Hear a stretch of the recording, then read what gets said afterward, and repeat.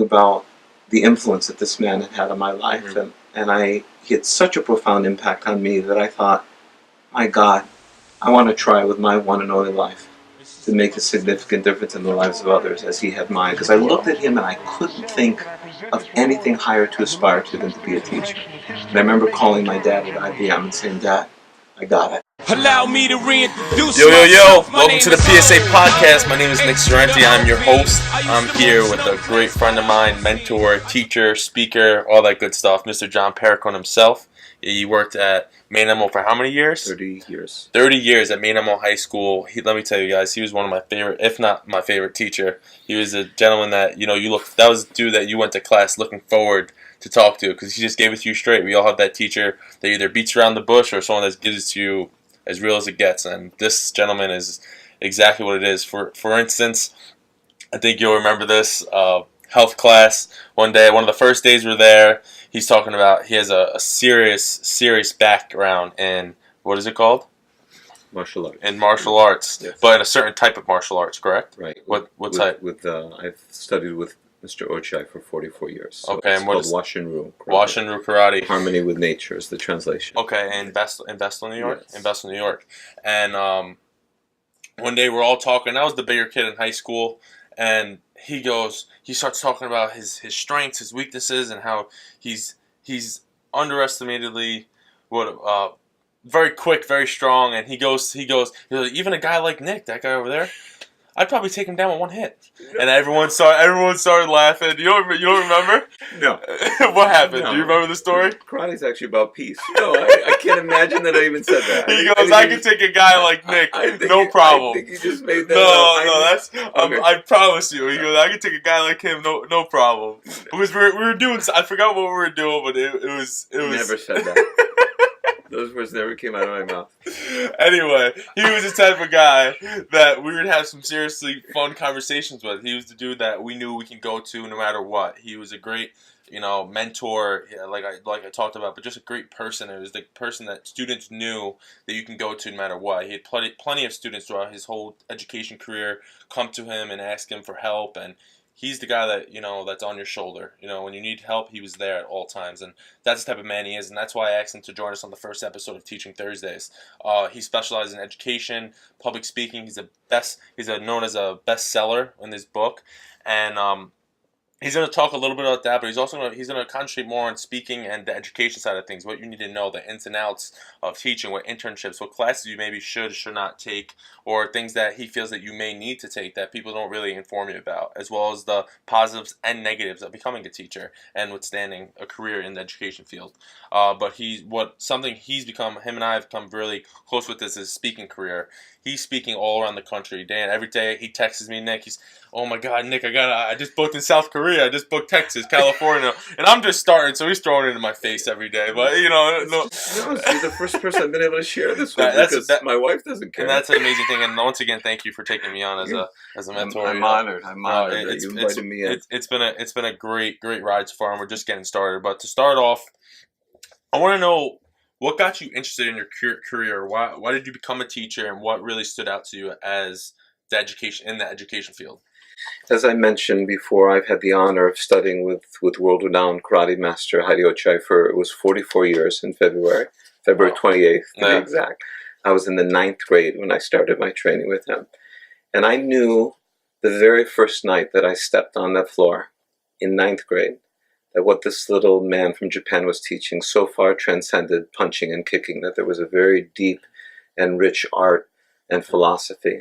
And so I was so involved in my training with him that when I had to go to college, I said, well, I'm going to go to BU, right? Yeah.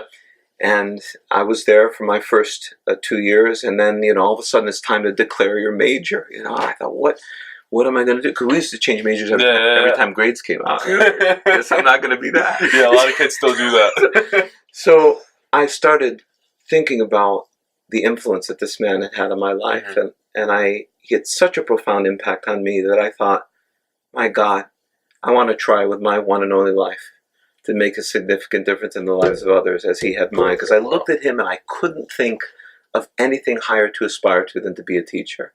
And I remember calling my dad at IBM and saying, Dad, I got it. I know what I want to do now. That was it. And then I transferred onto SUNY Cortland. You just once I knew realized. you knew what you wanted.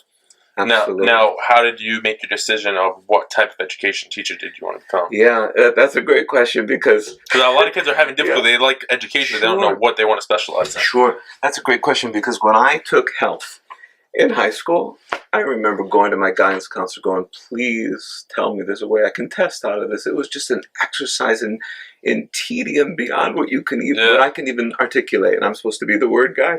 It was terrible. But a friend was visiting me from Cortland. I was in my sophomore year at BU, and I'm flipping through the course catalog. It landed on the health curriculum. I remember thinking, oh, well, and then I started looking at this subject matter, mental emotional health, which was psychology, which I love. Drugs and people, living in a chemical society, more psychology and biology now, right? Nutrition, CPR, human sexuality, death, dying, meaning, purpose, life. I'm like, oh my God. The reason I hated this in high school wasn't because of the subject matter. It was because of the approach to the subject matter. And I remember thinking that night, if I do this well, if I do this right, potentially this should be one of the most interesting classes the students ever taken in their lives. And that was the night I called my dad and said, not only do I know I want to be a teacher, I'm going to teach this. And the philosophy that underlied my martial art training was a philosophy of a sound mind and a sound body. And that philosophy beautifully paralleled the health science curriculum. And I thought, wow, if I could teach this by day and do my martial art training at night, I couldn't imagine.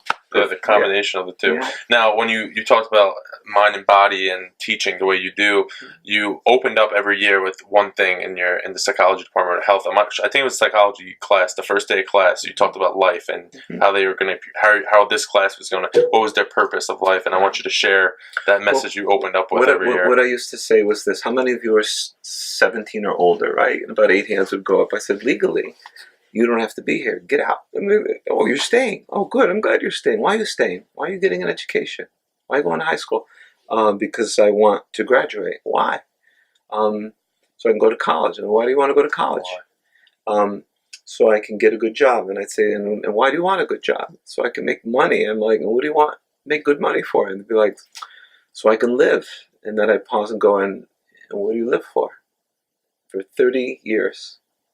Stone cold silence. And when that silence built up to about 30 seconds of where it was unbearable, I'd say, your answer to that question is what this course is about. You ready to go? And that's how you get hooked. And that's how you get hooked. And that's when you show up to class every day. I would miss school and come in his period just to listen to him. Seriously, and like that about the why. Why the why statement is so important to me, and that's why I have it right there. But like, it's just. When you push students to think further in depth as to why they're doing something, what the deeper meaning of it, absolutely, you capture them. They start thinking about life in a different way. One of my favorite questions to pose to my students is, "Are you awake in your life?" And I'd say to them, "Would you agree many people go through this life asleep, just bouncing from one condition, stimulus to the next, and before you know it, you've checked out to the cemetery?" So to live a conscious, awakened life is a beautiful thing. That's what I was trying to inspire as best I could. Now, for your experiences with the education field, would you recommend, when today's world, with how everything with hiring and firing and the 10-year and everything going on, would you still recommend education for someone going into the education field? When I think of all the miserable ways I could have made my living, I am so grateful that I was endowed with the intellectual wherewithal that led me to this decision. I'm going to cry right in front of you. I've had a beautiful, beautiful life, Nick, because of that one decision. Here we are. Yeah. Right? We would have never met. You want to be here, I want to be here. That's just how it works. Yeah. And very early on, when I was just starting to lean toward education, veteran teachers would pull me aside and go, "You don't want to do this. You don't want to do this." And they couldn't have been more wrong. I don't know of a career that has greater challenges associated with it, nor one with such immeasurable rewards. Yeah. The rewards are, I can't even. Let me tell you, man, I almost got tears in my eyes just now, just because I could see how passionate you are about education, the lives you've impacted. And I can connect to you so closely on that topic, just because, my story of football, you've been there and everything, and I love the game so much, and I thought I was impacting people. I thought people liked me for me, but they just liked me for what I was doing on the field, which was cool, and I didn't realize that at that age. But doing what I do now with speaking, the podcast, and hearing the same things that people told you is you can't do it, you can't do that. And think about, we're going to go further into depth into a club that he has created that has such a lasting impact on and shows talks so much volume about who he is as a person. That's what I want to be remembered for, the legacy. You know, who you want to as a good person. Right. You know, and that, I think you and I we can connect to that. You know, we both resemble that type of mindset, that type of impact on people, and that's what we want to be remembered for. And I just respect that, the whole side of you wanting to impact others. It wasn't really about you. It was about leaving an impact on other people and making them want to learn, about mind and body, their purpose of their life. Because a lot of people today, unfortunately, I think so many people follow just there's two different types of education styles, correct? There's the progressive, what is it called? It's the I'm trying to think. What's the name of it? There's two different, because I was going to school for education for a while, and they were talking about like the typical education style and the progressive, or it's like a newer versus older teaching style where a teacher teaches out of the book, and there's a teacher that teaches just how you taught. You know, you followed the curriculum, but you made it your own. Right. You know, you just let it go with life, and how is this going on in your life? Right. You know, and I think that's what has made you have such a lasting impact on your students, because you stood out. You weren't the same as every other teacher.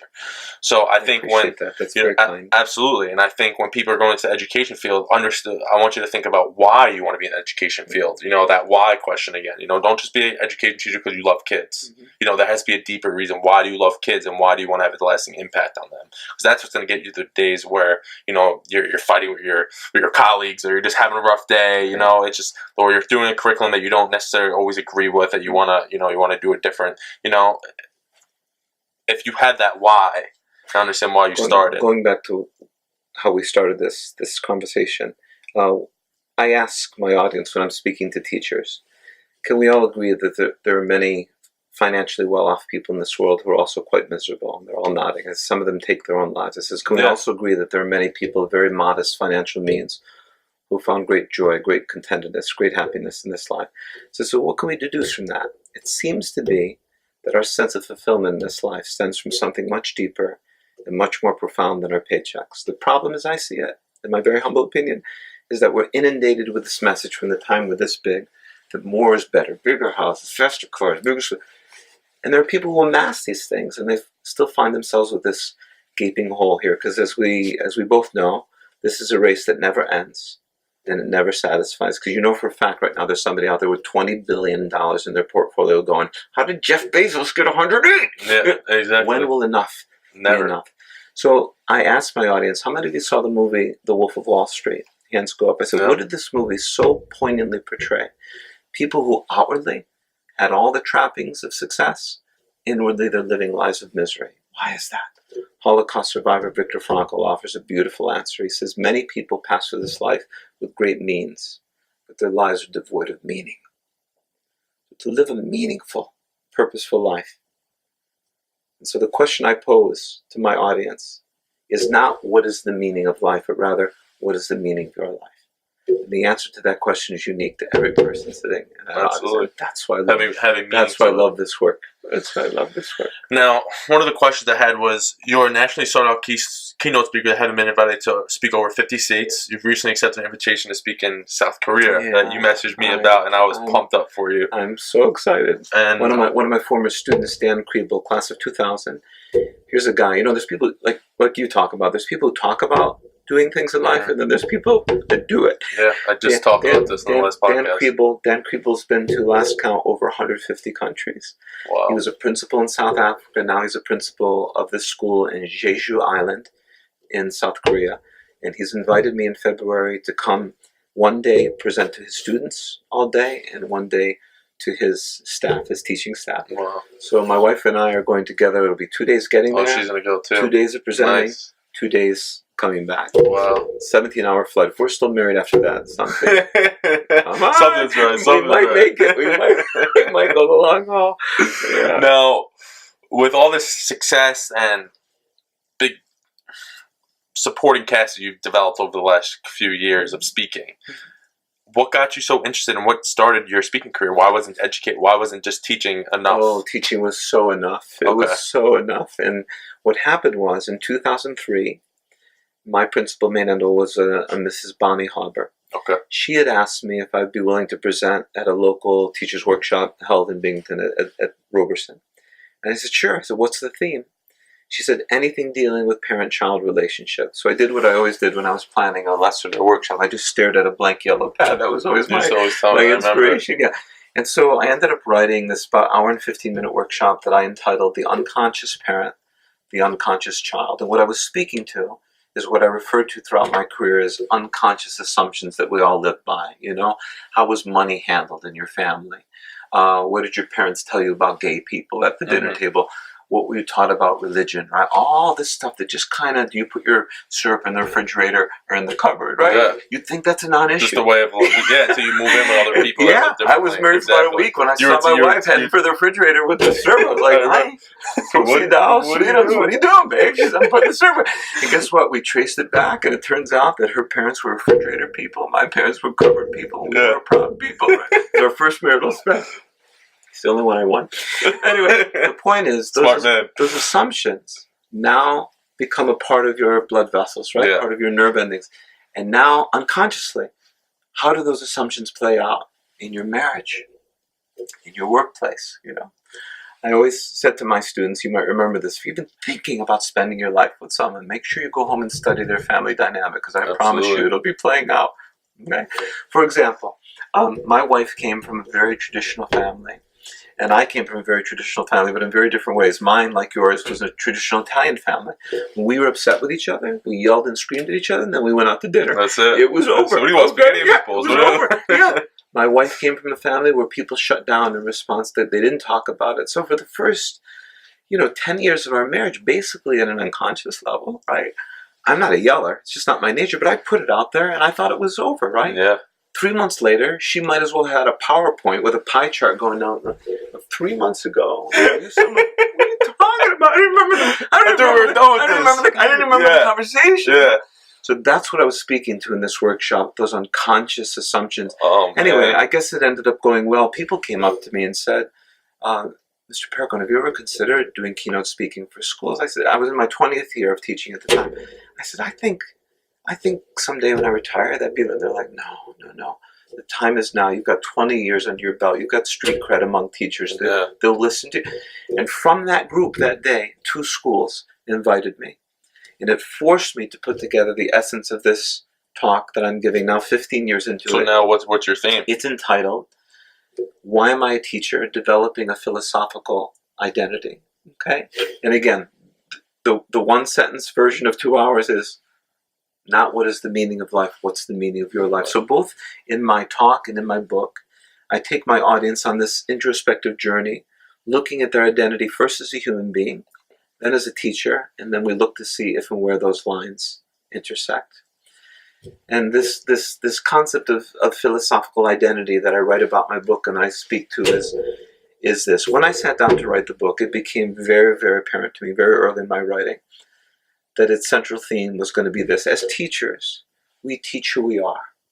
More than our curriculums, we teach who we are, and that our philosophies of life are intimately tied to our philosophies of education, and that it's our philosophical identity, if you will, our sense of mission or purpose that we envelop ourselves in each day as we walk into our respective classrooms, or lack of same, which ultimately is going to distinguish those who find joy and passion in this professional sojourn from those who find drudgery and just pick up a paycheck every couple of weeks. So that's the central theme that I speak to, this concept of philosophical identity. And that was kind of developed off of your book, correct? Absolutely. So you're a published author of the Zen and the Art of Public School Teaching. Yeah. And in your book, you speak about the concept of developing a philosophical identity. Right, absolutely. So I understand it a little because I took your class and whatnot, but can you elaborate more on that? Yeah, when people say to me, John, you're speaking all over the country on this concept of philosophical identity. What's yours? I said, that's it's a great question. And when people ask me that, I find myself again quoting Holocaust survivor Viktor Frankl, who said, love is wanting to uncover the potential in others. If I had one enduring goal, one enduring mission as a teacher, was to love my students in that light, to be a guide that would aid them in propping open an inner window that would allow them to glimpse the depths of their own humanity and the humanity of others who filled their lives. What they gave me in return, again, Awesome. transcends my ability to articulate. I tear up every time I share this. I don't care if there's 2,000 people in the audience. I say, isn't that something? 31 years of teaching, 15 years of traversing the country. I still get choked up at the thought of what I got to do, of what you still get to do as teachers. So that's your true philosophical identity. That's unbelievable. Love is wanting to uncover the potential in others. Now you started a different path. You know, you did a lot of student, parent, and teacher conferences, and now you're going more into student. I'm doing both. Speaking. Both. Now you're doing both. So now, what is that kind of about? Oh my God! Here's the quick back. Entertaining 13 through 17-year-olds, it's a little different than 40-year-olds. Absolutely. You know, when I retired in 2014 and I closed that door, I grieved for that part of my life being over. I'm literally, the last semester that I taught, every time I execute a lesson, I'm like, I'm never going to tell that story again. I'm never going to do that exercise again. There was literally a grief work that went along with that. What happened was in October of 2016, one of my former students, Farah Stack-Shouty, from the class of 97, she called me. She's a very respected, esteemed middle school teacher at Shenango Forks. She called me and she said, and I was 3 days before I was to leave on my roots trip to Sicily. She says, Mr. Perricone, would you seriously consider putting an assembly together for my middle school students? And I was like, oh, Farrah, what's the theme? She said, well, last year we did a health day. It was a health fair. The math teachers were doing health statistics. Everybody was working. She said, you're my health teacher. Anything you could envision, I'm sure it'll be great. So I hung up the phone and I said to my wife, honey, what do you think? She says, you have to do this. Yeah. It could be the most important work you've ever done in your life. So I started thinking about how we as a society, we celebrate physical strength, which is a great thing, but we rarely, if ever, talk about cultivating inner strength. And the idea came in that moment. The assembly is called Developing Inner Strength. Strength that really helps us navigate the many, many challenges. So that's something we don't see. No. It's something that's proven over a long time now. Yeah. So that's I've never thought of it like that. Yeah. And so it was born that day, and literally, you know, I'm a person that I've just never been able to procrastinate, and I knew we were 3 days packing literally for Sicily. I knew this is all I'd be thinking about. Here's something I'll share with you. It's a secret, right? No one else is going to know about this. When I first write a talk the first time, I write it out word for word so I can work on every nuance. Okay. And so I literally, in those 3 days before we left, I pumped out 34 pages of script. And while we were on the plane, I'm like, oh, I'm going to resurrect the NARC story. I'm going to resurrect this exercise that I did, the peer pressure. And this assembly had its birth. And I was only supposed to do one. As of yesterday, I'm up to 22 assemblies that I've given, and it just keeps going. And so the whole backdrop, the whole landscape of my speaking has just been augmented now. And I'm telling you, the first school I spoke in, there were 2 schools in the same day, were in Long Island, in Bridgehampton, and then in East Hampton. Typically, for the past 14 years that I've been speaking to teachers, when I'm walking in the school buildings, there's no students there, right? It's teachers. Yeah. When I saw those kids, Nick, my heart started beating like it was the eve of my student teaching assignment 38 years ago in Groton, New York. Oh my God. Yeah. I was so happy. It's like doing it all over again. I was so happy that I'd only stepped away for 3 years. You know, because when I retired, and I did grieve for that part of my life being over, I thought, if I'm going to have any impact on students' lives at all, it's going to be once removed through my work with teachers. And I was so good with that. Yeah. I love the work that I do with teachers. Farah opened the door, man. She reopened the door. And you knew you wanted to do it. Oh, God. I love it. Now, do you have the best retirement I ever could have. I ever could have envisioned. Now, with all that, do you have a personal philosophy that you live by? That I live by. Well, again, I have to give and show respect to Mr. Ochai. You got to realize I was in 9th grade when I started my training with him, and so he used to say, he still says, strive to live each day as though it were your first, with the realization that it may be your last. Now, those are really easy words to say. Those are really easy words to write on a bumper sticker. But when you see a man like him living that right down to his bone marrow, you can't help but be inspired. So Yeah. when I wake up each morning, after I give gratitude, oh, another day, another day. Next thought I bring to my consciousness is this: John, today may be your last day in this world. How do you want to live it? Now, some people might think that sounds really depressing, but the effect is just the opposite. So I ask you right now, if you knew you had 24 hours left to live, do you think it would change your perception of your world? Do you think you'd be closer or further apart from the people you love during those Closer. 24 hours? Would you be more or less likely to engage in petty arguments with people? Absolutely less. Much less. So here's the question then. What's keeping any of us from living at that level of consciousness? What assumptions getting in the way? It's just about changing the perspective. And the assumption that, oh, we've got forever. I got tomorrow to tell someone I love them. I got 10 years. I wake up each day as though it's my last, and I go about living my life as though that were the truth. Yeah. And if I get another day, I'm on. That's it. Let's do it again. But it keeps me very focused in terms of what's worth getting upset about, what's not. There are some things. Let me tell you 2 great gifts I got from my parents. My father was Gandhi on steroids.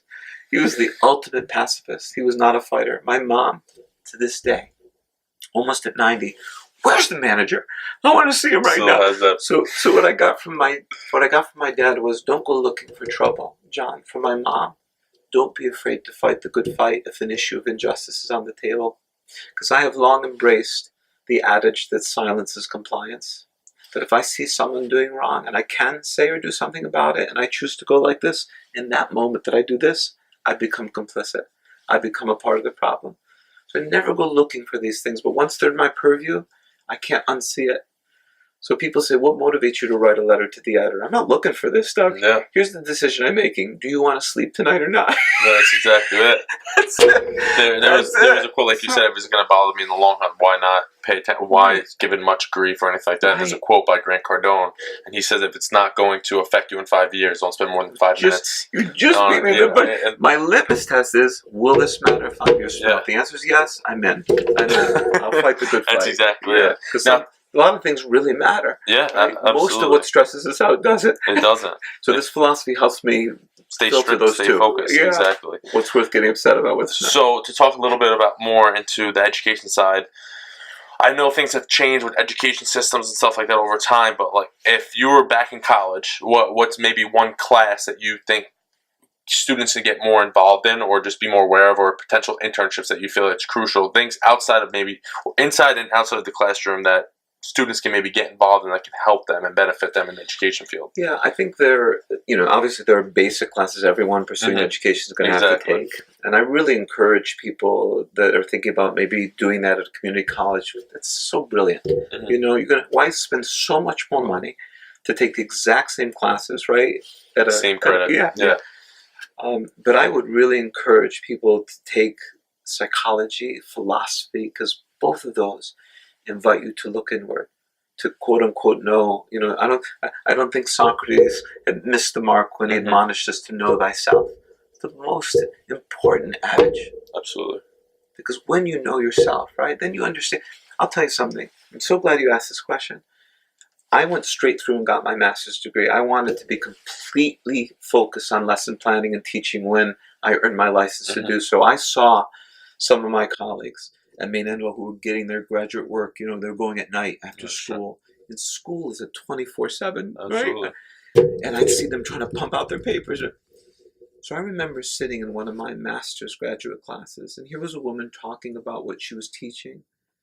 But I found it very saddening because she was teaching her classes in the absence of any philosophical construct for why she was teaching what she was teaching. So I think when you study classes like philosophy, psychology, they invite this kind of inner awareness. This is why I'm doing it. Like that conversation I had with my students on the first day. Why are you here? Let's start with that. And off we go.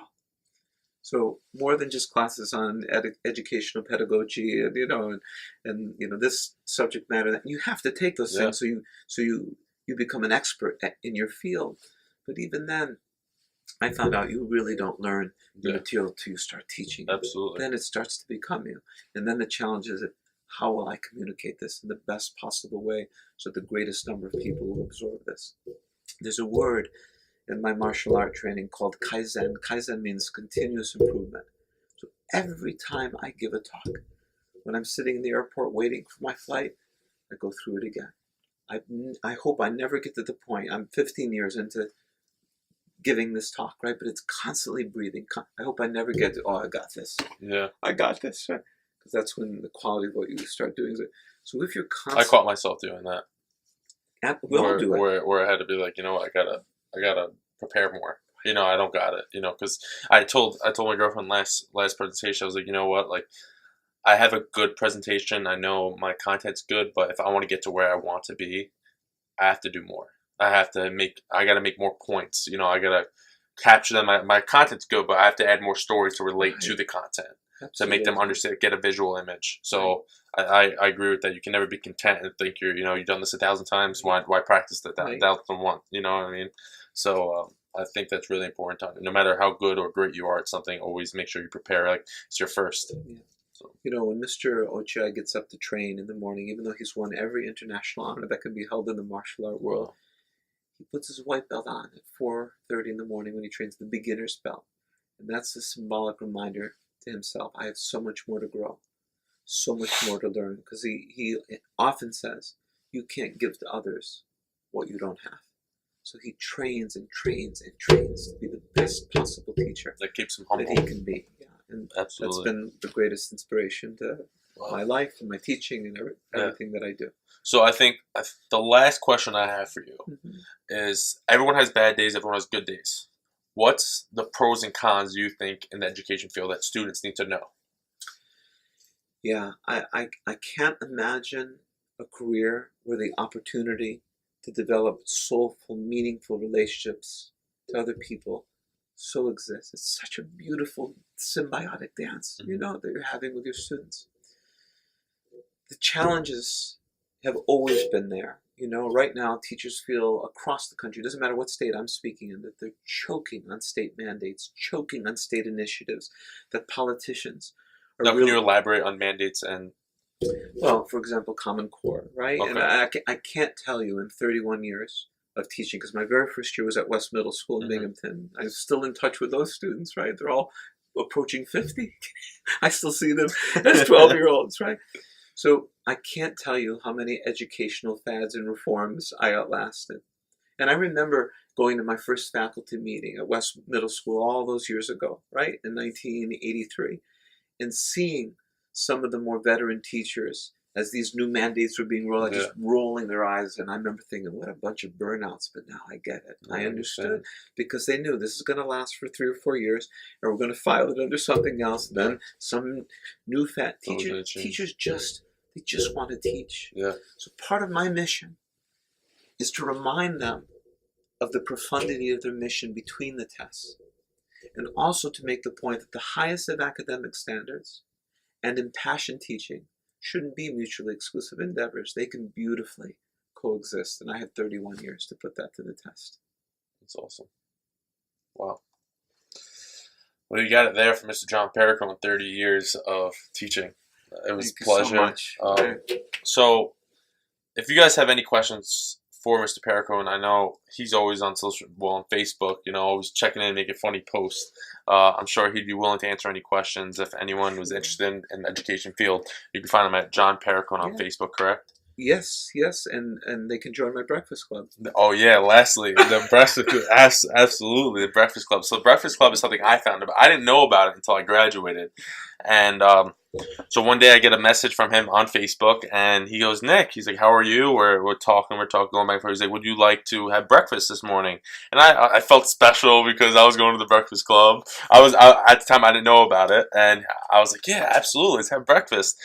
And we had an unbelievable time. He takes you to Broadway Diner, which is a great diner in our area. And we had breakfast, caught up a little bit. We took a picture at the end, and he posted on social media, wrote a beautiful message about me and our relationship. And then it said Breakfast Club at the end. And after we were spoken, he told me I was his, it was like 1,000th or something. This is the history of it, very quickly. On the last day of school, I don't know if you remember this, for as many years as I taught, I always said to my students on the last day, listen, the bellman to class It doesn't necessarily have to end a relationship. If 10, 15 years from now you're in town visiting your folks, maybe you have a family of your own, look me up and let me treat you to breakfast at the Broadway Diner. We'll catch up on life in real time. As of this morning, 912 of my students have taken me up on that. 912. So every once in a while I post, and this morning was a student from the class of 87. Brian Hathorne, who's gone on to get his PhD, and now he's a lawyer. And just it's an incredible part of my life. But every once in a while I'll post on Facebook, I'm trying to get to 1,000 before I die. We got to pick up the pace, people. Let's go. But this is what I'm talking about, guys. It's about having that, not just being a teacher, but being someone that someone can you're human. Just because you're a teacher doesn't mean you can't have a relationship with your student, a teacher to student relationship. And that doesn't mean you have to be a robot, strictly by the book. Be a person. Because this wouldn't be possible if you weren't a person to me, if you were just a regular teacher. That's why I chose you. And that's what it's about being in education. Understand why you're doing what you're doing, but the purpose of what your goal is. How are you going to separate yourself from the other thousands of teachers that are out there? So, like I said, you can find him on Facebook. You can also look at his website. It's just johnperricone.com. Simple as that. And then the book. You can find your book. Please tell them where they can find it and the name of it. It's on Amazon and then Barnes & Noble. It's Zen and the Art of Public School Teaching. Awesome book. It further elaborates on what he talked about. It goes more in micro detail into every particular topic. He gave it to me when I graduated. It was really a book that really changed your way of thinking about just life in general, how you view yourself. It's not a traditional book on Zen in the strictest sense. That was my homage to Mr. Ochai for the influence, because he grew up training in a Zen monastery in Hiroshima, Japan. And so because he was the reason I became a teacher, that's why I named the book as I did. Nice. Well, that's it is, guys. Leave a legacy. Don't just be a teacher. Be someone that leaves a lasting impact on their students, and live every day like it's your last. But understand, you got to live life to the fullest. Absolutely. That's what it comes down to.